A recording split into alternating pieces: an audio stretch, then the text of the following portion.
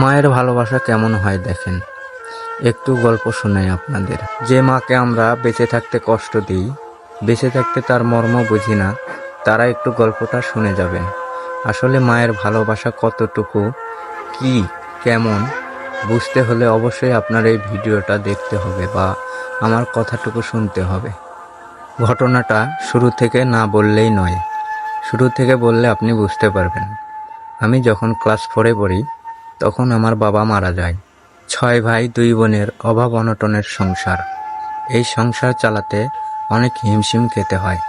ভাইয়েরা বিয়ে করে ফেলল, বোনদের বিয়ে হয়ে গেল। আমি তখন ক্লাস 4-এ পড়ি, তখন তেমন বুদ্ধি নেই।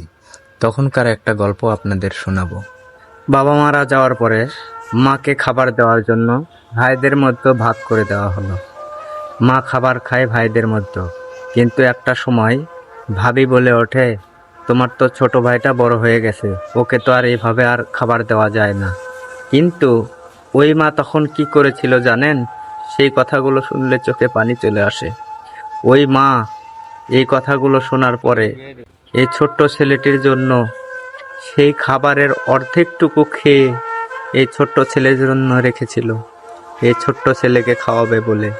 প্রত্যেক দিন ওই মা অর্ধেক করে খাবার খায় আর অর্ধেক করে লুকিয়ে এনে এই ছোট্ট ছেলের জন্য নিয়ে আসে। তখন তো আমি পড়াশোনা করি, ভাইদের মধ্যে অনীহা, সেই পড়াশোনার টাকা কে দেবে?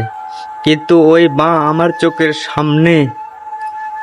চোখের সামনে মানুষের থেকে হাত পেতে টাকাগুলো নিয়ে এসে আমাকে পড়াশোনা করাইছে।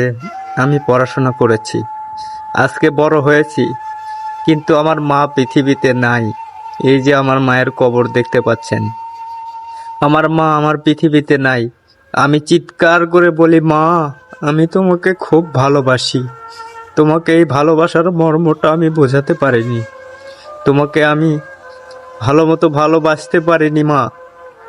ভাইরে, পৃথিবীতে যার পিতামাতা বেঁচে আছে সবাইকে সঠিকভাবে ভালোবাসো, সবাইকে ভালোবাসো। তুমি যখন তোমার পিতামাতা তোমার থেকে হারিয়ে যাবে, তুমি চাইলেও আর ভালোবাসতে পারবা না। এখন আমি কর্ম করতে শিখেছি, কিন্তু আমার মা আজ এই পৃথিবীতে নেই। আমি কাকে খাওয়াবো? আমি কি চেষ্টা করলে পাবো? ভাই, তোমাদের পিতামাতা বেঁচে আছে, মাকে যথেষ্ট সম্মান করো, যথেষ্ট ভালোবাসো, বাবাকে ভালোবাসো। তোমার তো বাবা মাই জান্নাত। বাবা মাকে ভালোবাসলে তুমি অবশ্যই একদিন সফল হবা। ভালো থাকুক পৃথিবীর সকল পিতামাতা। রব্বি হামহুমা কামা রব্বায়ানি সগীরা। রব্বি হামহুমা কামা রব্বায়ানি সগীরা।